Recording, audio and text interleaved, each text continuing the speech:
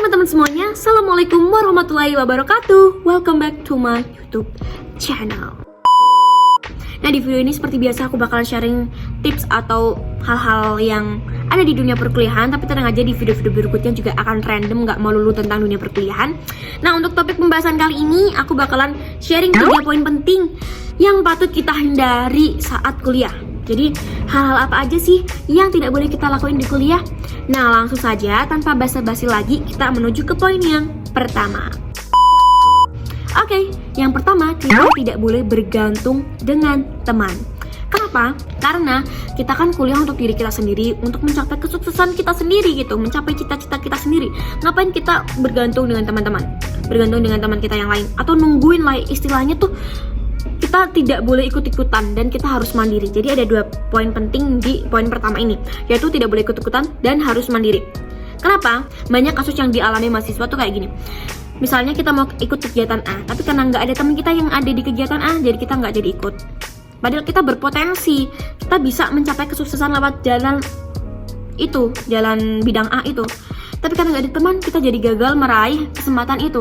Nah, jangan ya teman-teman. Jadi kita tuh nggak boleh nungguin lah, intinya kalau kita mau ya kita jalan sendiri aja, jangan nunggu teman-teman. Malahan kalau bisa kalian yang ngajakin teman-teman kalian gitu loh, jangan kalian nunggu diajak gitu ya. Kalau kalian ngajakin teman-teman kalian pun dan teman kalian nggak ada, ya jangan sampai kalian terpengaruh gitulah ya. Kalau misalnya kalian sudah mau, ya sudah ambil aja gitu. Terus juga jangan ikut-ikutan di dengan maksud yang misalnya teman kalian milih A, terus kalian ikut-ikutan ambil A. Jangan teman-teman, kalau misalnya kalian tidak memiliki kemampuan yang sama, yang lebih baik gitu di bidang A, tapi karena teman kalian ikut di situ, janganlah sampai kalian ikut-ikutan. Kecuali teman-teman memang pengen gitu. Kalau memang pengen karena teman-teman mau, ya sudah ambil aja. Tapi kalau hanya karena ikut-ikutan teman, jangan ya teman-teman, itu pasti akan membuat kita kewalahan. Ikutilah sesuai dengan minat, bakat, potensi dan apa yang teman-teman mau gitulah ya. Terus kita juga dituntut untuk mandiri nih teman-teman. Kenapa? Karena kan kuliah ini kita nggak tahu gitu loh, nggak tahu apa aja yang akan terjadi ke kita gitu. Misalnya nih, kita ada kegiatan, kita nggak ikut kuliah, ada tugas, kita jangan nungguin teman kita ngabarin, tadi ada tugas ini loh. Jangan, karena kalaupun mereka mau ngabarin, kadang tuh mereka lupa gitu loh. Mereka juga nggak ada kewenangan untuk ngabarin ke kita tuh siapa gitu loh ya. Mereka punya kesibukan tersendiri gitu, mereka punya kegiatan tersendiri yang harus mereka kerjakan, dan mereka tidak ada kewenangan untuk memberikan kabar itu kepada kita. Maka dengan sadar diri kita harus tanya duluan gitu teman-teman. Terus juga kalau ada kegiatan apa-apa, jangan terlalu bergantung. Misalnya naik kendaraan nih, sebenarnya aku lebih kalau kendaraannya memang bergantung sama teman, karena aku nggak ada kendaraan di kos. Cuman kalau misalnya memang ada jalan jauh gitu ya, jangan bergantung sama teman-teman. Nanti kan kasihan, masa mereka harus ngikutin kalian gitu ya. Jangan. Diusahakan kalian bisa bergerak sendiri gitu. Ya meskipun kita memang manusia, makhluk sosial yang membutuhkan manusia-manusia lainnya, tapi ya kita sadar diri lah ya, jangan menyusahkan teman kita gitu. Sesekali boleh lah, tapi jangan berkali-kali. Oke, selanjutnya kita ke poin yang kedua.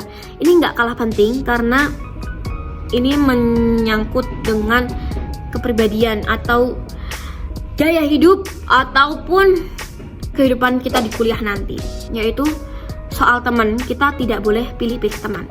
Mungkin untuk persahabatan ya kita bolehlah pilih teman yang cocok gitu, tapi jangan jadikan perbedaan suku, ras, agama itu menjadi alasan untuk kalian tidak menjadikan dia sahabat atau teman gitu. Jangan. Bertemanlah dengan tidak memilih-milih gitu. Mungkin kalau yang istilahnya sahabat itu milih yang cocok, itu yang cocok sefrekuensi gitu, boleh lah ya, bisa memberikan pengaruh yang baik, itu bolehlah dipilih. Tapi nih teman-teman, kalau untuk berteman dengan siapapun ya janganlah kita memilih-milih. Sahabat bolehlah dipilih, tentu saja kita pasti punya sahabat ya, dan punya teman yang lainnya gitu, sahabat dekat yang karib, bener-bener yang sampai kita mencurahkan segala isi hati kita ke dia, itu bolehlah pilih-pilih. Supaya apa ya, supaya berita kita nggak tersebar gitulah. Bolehlah kita memilih teman yang tidak suka membicarakan keburukan orang lain. Kalau dia suka membicarakan keburukan orang lain, maka kalau kita ada keburukan ya dia bisa saja menceritakan keburukan kita dengan orang lain yang lainnya gitulah. Jadi untuk sahabat mungkin kita bisa pilih-pilih. Tapi kalau berteman dengan siapapun di luar sahabat itu, bertemanlah gitu. Jangan pilih-pilih, baik dari segala aspek. Karena misalnya nih, kalau mohon maaf ada nih seseorang yang perilakunya mungkin kurang baik atau kurang gimana, kalau kita tidak menemani dia, tidak menjadi temannya, siapa lagi yang akan mengingatkan dia untuk berubah ke perilaku yang baik gitu loh teman-teman. Jadi ya, untuk berteman ini diusahakan jangan pilih-pilih, apalagi hanya karena perbedaan ras, agama, budaya, suku, dan lain-lain. Tidak boleh, tidak boleh. Oke, selanjutnya yang ketiga adalah, waduh, ini benar-benar penting banget sih. Ini menyangkut dengan kuliah yang sebenarnya gitu loh. Yaitu saat nugas nggak boleh niru, mencontek, menjiplak, mencari di Brainly apalagi ya. Beda nih kalau sekolah kita bisa ngopi paste dari Brainly, ditulis ulang dan lain-lain. Kita tuh kalau kuliah jangan ya guys. Apalagi kalau tugas tertulis gitu. Baik tulis tangan atau ketik jangan lah ya. Tapi kalau lisan mungkin boleh lah ya. Karena kadang kan otak kita memproses sesuatu yang kadang tuh sama persis dengan sumber, kadang beda gitu lah. Jadi jangan sampai kalau di tugas tertulis itu sama persis, karena akan terdeteksi dosen kita tuh pandai teman-teman, kita tidak bisa membohongi beliau. Jadi nanti tugas kita akan dicek mungkin pakai aplikasi-aplikasi yang ada seperti Turnitin atau biasa dikenal dengan Turnitin. Nah di situ tugas kita filenya akan di drop ke situ dan akan terdeteksi. Kalau misalnya kalian copy paste sama persis ya udah 100% gitu. Kalau kalian ketik pun ketik sendiri bukan kopas, tapi kalau sama persis ya sama hasilnya akan terdeteksi. Itu nanti sistemnya tuh kayak akan dicek seberapa samanya gitu loh, tingkat similaritasnya gitu. Misalnya nih ada 500 kata ya. Nah 200 dari kata tersebut itu terdeteksi sama. Ya udah maka akan terjadi proses penghitungan dan nanti tugas kita mungkin akan terdeteksi similaritasnya itu 40% gitu lah ya, kesamaannya 40%. Tapi tenang aja teman-teman, nggak semua kata itu bakalan terdeteksi, karena kadang-kadang kita mikir gini, lah semua kata yang kita pakai di tugas-tugas kita kan sama persis dengan kata-kata yang dipakai orang lain, jadi udah pernah gitu loh dipakai orang lain, kita harus pakai kata apa, kita harus bikin bahasa sendiri gitu. Enggak gitu teman-teman, konsepnya bukan seperti itu.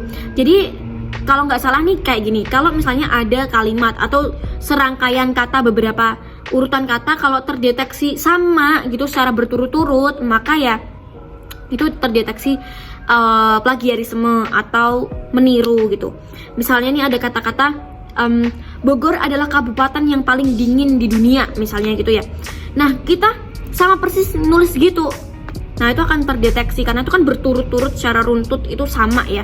Tapi kalau kalian acak-acak lagi, kalian ubah, kalian plagiarisme, kalian parafrasa, ya nanti udah nggak kelihatan lagi plagiarismenya, udah nggak kedeteksi lagi. Jadi ya kalian parafrasa aja, itulah salah satu solusi yang bisa kalian lakuin. Nah sebenarnya sistem dari parafrasa itu kita nggak yang mengotak-ngatik kata aja gitu loh, tapi lebih ke kita pahami kalimat tersebut, terus kita dapatkan oh poinnya itu, terus kita tulis lagi. Tapi karena manusia ini kan punya pemikiran yang berbeda, punya otak yang berbeda gitu lah. Jadi kita akan menulisnya dengan bahasa yang berbeda juga, maksudnya urutan strukturnya pasti akan berbeda gitu lah. Kalau memang sama ya mungkin karena udah kebiasa denger jadi kayak sama gitu. Tapi kalau untuk tugas-tugas ini diusahakan jangan sama persis ya teman-teman, kita bisa untuk memparafrasanya. Nah itu aja sih. Atau ada tips lagi untuk mengulangi similaritas itu dengan cara menambahi gitu. Jadi semakin banyak tugas kita, tapi dengan catatan jangan sama persis ya teman-teman dengan yang ada di sumber. Kalau kita beri tambahan itu nanti insya Allah similaritasnya akan berkurang.